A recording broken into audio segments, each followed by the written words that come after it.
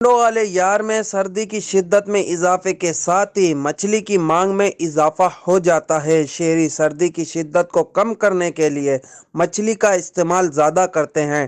ٹنڈو والے یار میں تازہ اور لذیذ مچھلی خریدنے کے لیے شہری مچھلی مارکیٹ کا رخ کر رہے ہیں۔ بھائی جان دیکھیں، مچھلی سردی میں بہت فائدے مند ہے کہ پہلی بات تو یہ وہ لوگ مٹن کھاتے ہیں اور چکن کھا رہے ہیں، میں بولتا ہوں کہ آپ فش کھائیں۔ سردی میں اس سے اچھی کوئی فوڈ آئٹم ہی نہیں ہے فش کھانے کا۔ آپ بہت ٹیسٹفلی ہوتی ہے فش، اور انشاءاللہ آپ لے کے جائیں، باقی مزہ آئے گا آپ کو فش کھانے میں، اور بہت مناسب ریٹ ہے یار اس کے۔